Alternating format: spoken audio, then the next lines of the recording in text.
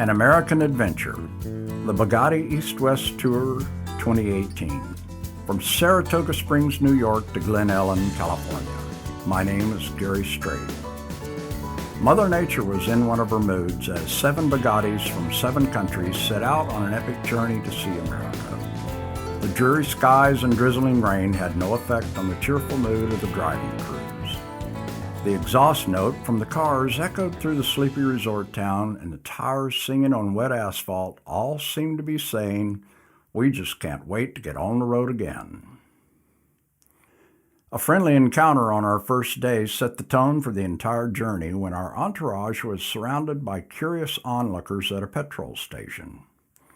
One of the bystanders questioned Hugh as he mopped raindrops from his glasses. "What in the heck kind of car is that?" the observer asked.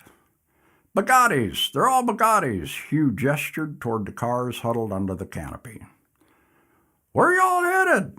The man scanned the driving crews donned in soggy rain gear. "California!" Hugh exclaimed. "California?" The man's eyes bulged in disbelief. "You mean to tell me you're driving those buggies all the way to California?" Hugh seized the opportunity to engage in a bit of tongue-in-cheek storytelling as only the British can do. "You see, it's like this," he said. "We shipped our cars here from all over the world to join in on a little get-together in Saratoga. When the party was over, we realized we couldn't afford to ship our cars home, so we decided, what the heck? While we're all here, why don't we just go see America?" September 10, Saratoga Springs, New York. Outfitted with full tanks of petrol, bundled up in layers of clothing, our little band of adventurers set out with tour books perched on their laps. Our hosts, Jim and Sharon, had assembled a pair of tour books, including nearly 150 pages of turn-by-turn directions, guiding us along back roads and through scenic burgs and hamlets. September 12, Niagara-on-the-Lake, Ontario, Canada. The first major attraction on our route was Niagara Falls, where we crossed into the Canadian side of the Niagara River. An astonishing 168,000 cubic meters of fresh water hurls itself over the edge of the falls every minute, which begs the question, where does it come from and where does it all go? One would not expect to carry out a 5,000-mile tour in 90-year-old vehicles without some order of mechanical failures. All of the car owners enjoyed a reasonable amount of knowledge and skill for automobile maintenance. However, flat tires and fouled plugs seemed to rule the day. Ironically, the most crippling breakdown, which occurred in the most inconvenient of all places, was incurred by our most experienced mechanic. The Ambassador Bridge spans the Detroit River and connects Windsor, Ontario to Detroit, Michigan. Over 10,000 commercial vehicles and 5,000 private automobiles cross this bridge daily, which translates into one hell of a traffic jam. Unfortunately, it was at the base of this bridge that the clutch actuator on Jim's Type 40 decided to rearrange itself into so many pounds of scrap metal. Therefore, his car had the dubious honor of being the first car to be loaded onto the trailer. September 13, Dearborn, Michigan. It's undeniable that Henry Ford changed the world with his many innovations and achievements. Legend has it that when Mr. Ford was observing his Ford trimotor airplane as it landed and taxied to the terminal at Ford Airport, he studied the weary travelers as they disembarked from the aircraft and wandered off in search of comfort. It was at that precise moment that the world's first airport hotel was conceived, the Dearborn Inn. Exhausted from a long day of traffic congestion, border customs, and broken-down cars, we were quite appreciative of Mr. Ford's accommodations. We relaxed and enjoyed the same amenities that have been enjoyed by kings, presidents, and captains of industry for nearly a century. It was the perfect rehabilitation to prepare us for the following day. The Edison Institute, more commonly known as the Henry Ford Museum, opened its doors in 1929. Originally intended for educational purposes, the Institute was reopened as a museum in 1933. With an overwhelming display of farm implements, industrial machines, locomotives, aircrafts, and automobiles, the museum is a thorough study on life in America during the 20th century. You'll be pleased to know that the automobile section is more than just a bunch of old Fords. The crown jewel of the collection is the 1931 Bugatti Type 41 Royale convertible.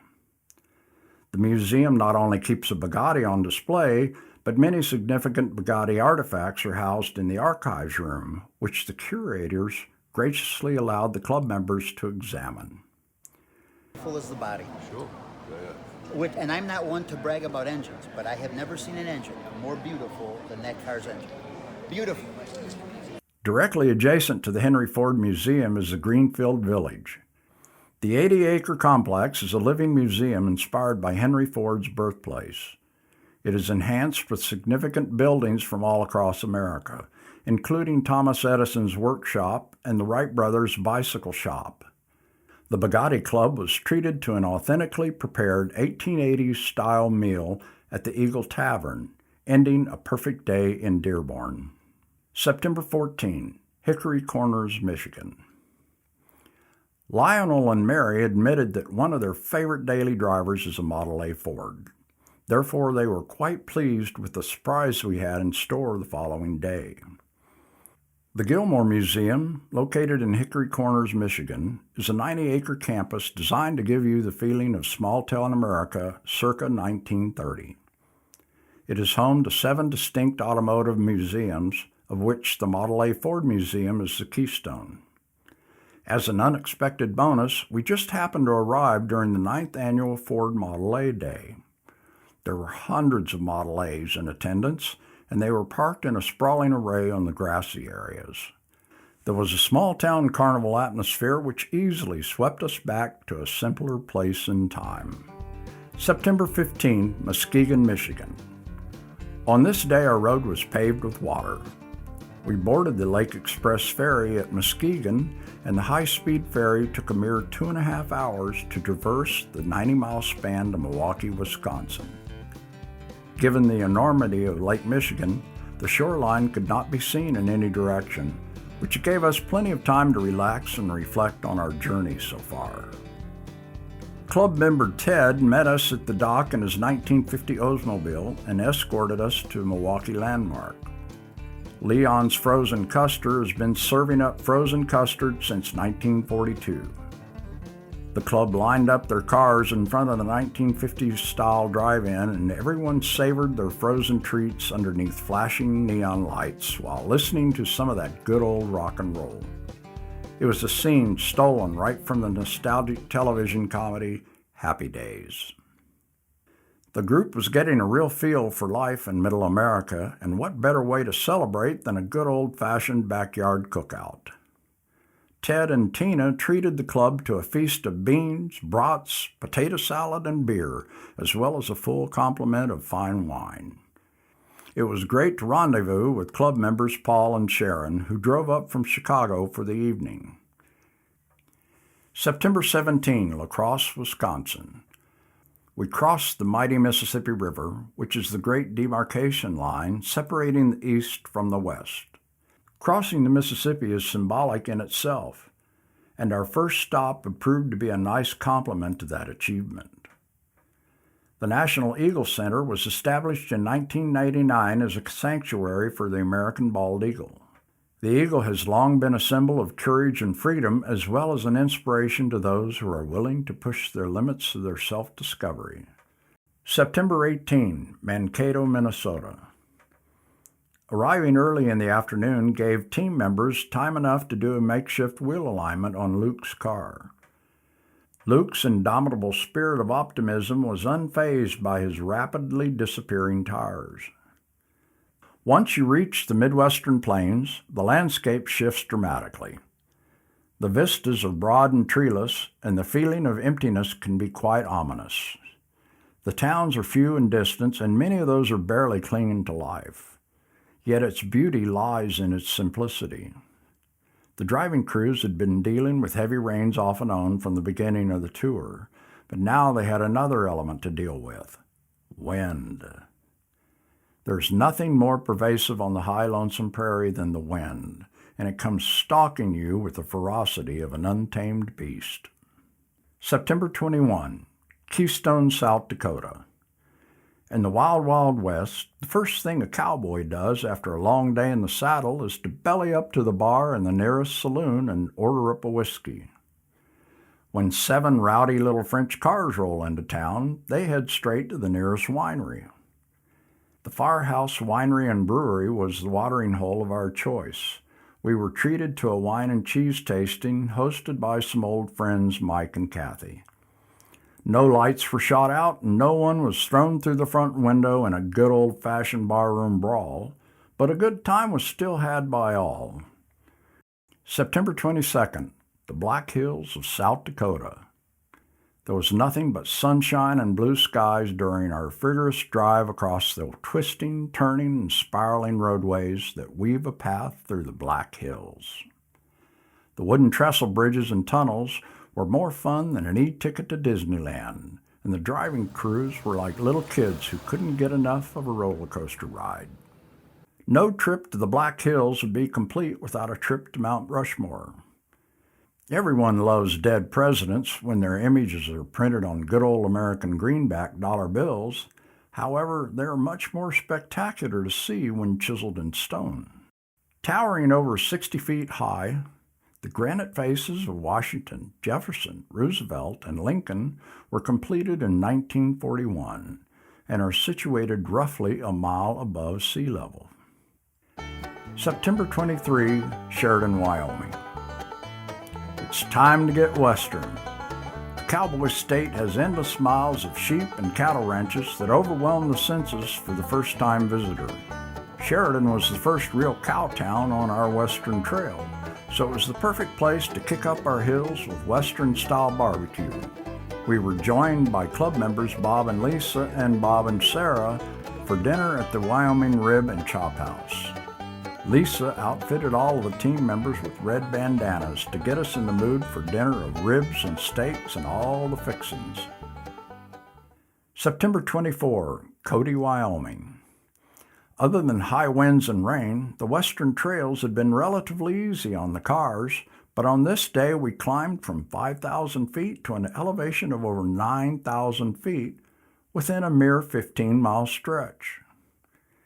Even with temperatures in the 30s, a couple of the cars had to take a breather to cool off their radiators. The perspective from this elevation was spectacular, and anyone who chanced to glance over their shoulder while ascending the mountain pass was rewarded with an infinite view of the eastern horizon. Much of the world has a fascination with cowboys and Indians. Most of us have lived out our fantasies on the silver screen. Therefore, anyone with even a passing interest can appreciate the Buffalo Bill center of the West. It truly is a meditation on Western migration in the 1800s and pays homage to the Native American culture that suffered greatly as a result. September 25, Yellowstone National Park, Wyoming. After our immersion class on cowboys and Indians, it was time for a study on natural history. Yellowstone Park is nearly 3,500 square miles of wilderness which sits directly on top of a volcanic caldera. Rivers, forests, canyons, and mountain peaks abound, as well as hot springs and geysers. Yellowstone was the first designated national park in America, and its centerpiece, the Old Faithful Geyser, erupts at least once every hour. Scenic drives were to be had throughout our western tour, but the crown jewel had to be the 90-mile stretch across the Grand Teton National Park. Traveling in late September, the tourist season was almost over. Therefore, we had the road mostly to ourselves, and we were able to open up the throttles on the Bugattis as we raced towards Jackson Hole, Wyoming. On this day, I was able to join Carl in his Type 43. Thundering across the basin in a vintage Bugatti with wetlands to the left, grasslands to the right, and the towering peaks of the Grand Tetons in the distance was a breathtaking experience. September 26, Mammoth Hot Springs, Wyoming. Patrick and Nellie hosted a lovely wine and cheese party in the most unlikely of locations, a wide spot in the road across from the Mammoth Hot Springs. The spontaneous event was complemented by a visit from a young couple from Wyoming who were driving a diesel-powered rat rod with a vintage travel trailer in tow. One might wonder what a group of vintage Bugatti owners would have in common with a hot rodder, but most of the group have a hands-on knowledge of vintage machinery, and everyone shares an inherent taste for adventure. The wine and cheese tasting quickly took on the air of a good old-fashioned American tailgate party. Throughout our tour, most everyone got to experience the sight of coyotes, antelope, fox, bear, and deer. But the highlight came while driving through the village of Mammoth Springs. Bison and elk are frequent visitors in the village and make themselves quite at home. In the words of Mary, as she observed a bit of intimacy between two elk, we got to watch the handsome bull elk as he chatted up the young lady before moving in for the dirty deed. September 27, Choteau, Montana. By this time in the tour, the unexpected magic moments almost came to be expected. After a 287-mile drive across the windswept prairies and grasslands of Montana, the group was ready for some R&R at the Stage Stop Inn in the tranquil village of Choteau. However, a quiet evening was not what Lady Destiny had in store for us. We arrived just in time for the Montana State Old Time Fiddlers Contest. There was a jam session going on in the hotel saloon, and a good number of us kicked up our heels and danced away the evening until the last string was strummed. September 28, Glacier National Park, Montana. After an evening well spent in front of a warm fire with good friends and lively music, the tour set out the following morning on what proved to be the most grueling stretch of the journey. With temperatures in the 20s and huge wet snowflakes splattering on unprotected faces, the trek to the summit in Glacier Park was no walk in the park. Fortunately, the weather front was trapped on the eastern side of the Continental Divide. Therefore, it was nothing but sunshine, blue skies, and beautiful autumn colors on the road to Whitefish. Whitefish was one of only 2 locations where the tour held up for an extra day to relax. We were joined there by Hugh and Annette's daughter and son-in-law. October 2nd, Dayton, Washington. Having conquered the Rocky Mountains, the next 3 days were a relatively easy stroll down from Montana through Idaho, then across the Palouse country of Washington State. All along our journey, we enjoyed the friendliness of Middle Americans and their willingness to pitch in and give us a hand, and this was no better exemplified than the little burg of Dayton, Washington. October 3rd, Columbia River Gorge, Oregon and Washington. Our next stop was the Columbia Crest Winery, overlooking the Columbia River Gorge. The ecosystem of the gorge transitions from arid grasslands to temperate rainforest in a mere 80 miles. It has served as a habitat and route for human migration for over 10,000 years, including the Lewis and Clark expedition of the early 1800s. It was a delightful sunny day to meander along the riverbank while taking in the rapid changes in landscape. October 4th, Mount Hood, Oregon. After several days of sunshine and mild temperatures, the driving crews were lulled into thinking that the harsh weather was behind them. That was not to be the case. Leaving sea level and mild temperatures behind at Hood River, Oregon, we started the rapid ascent to the summit of Mount Hood at over 11,000 feet. The Timberline Lodge is perched on top of the mountain, and it was a welcome reprieve from the cold, bitter winds. Built during the Great Depression, the lodge offered a massive fireplace with oversized leather chairs to relax in while sipping a cup of coffee.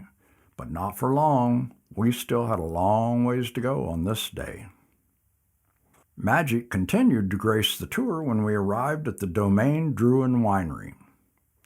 It was the peak of harvest season, and cargo bins were overflowing with fresh-ripened grapes.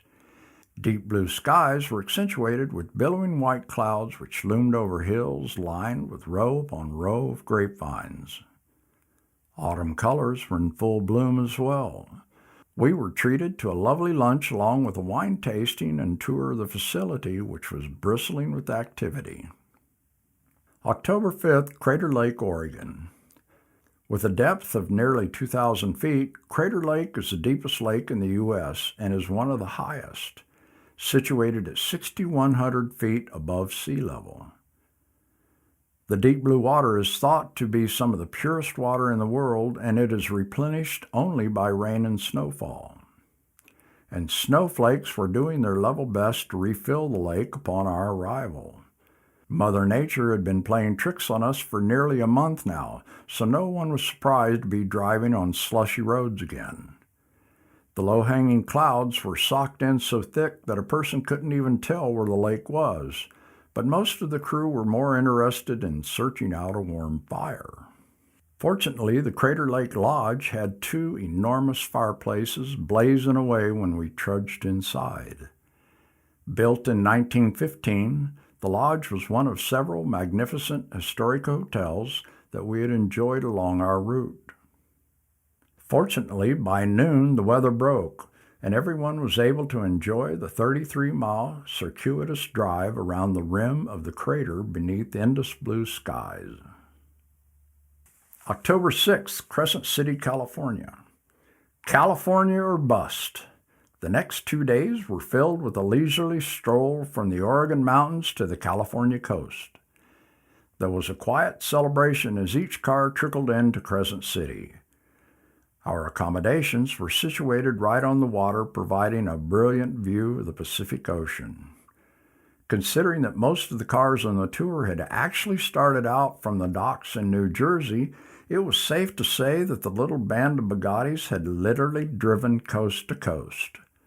Many a toast were hoisted toward the silvery sunset and crashing waves. October 8th, Redwood Forest, California. It was hard to believe that we were on our final 2 days of the tour. The crews were satisfied in knowing that they had herded 7 vintage automobiles across the vast expanse known as America. And now it was simply a matter of heading south to the finish line.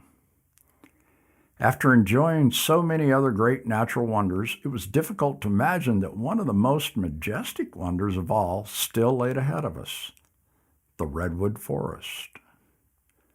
The giant sequoias, often referred to as nature's skyscrapers, can leave even the most sophisticated of sorts wrenching their necks skyward with mouths agape. It's quite humbling to stand next to the oldest living organisms on Earth, yet quite gratifying to glide among the trees in a vehicle that has also withstood the test of time. October 9th, Glen Ellen, California.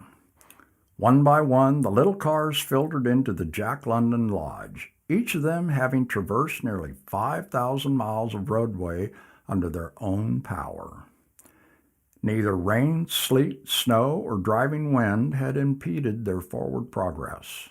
It was time for a celebration. The Ramsgate Winery is an exquisite property owned in part by ABC President Peter Mullen. Situated at the mouth of the Sonoma Valley, the setting pays tribute to the heritage of California winemaking.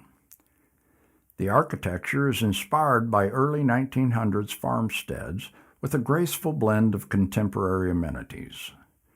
We enjoyed a masterfully prepared 3-course dinner with wine pairings. It could be said that we were living it up at the Hotel California. The evening air was filled with lively conversations recounting the adventure, while heartfelt toasts were raised to the souls who will forever be bound by their accomplishment. It was the experience of a lifetime, and until the next time, vive la marque!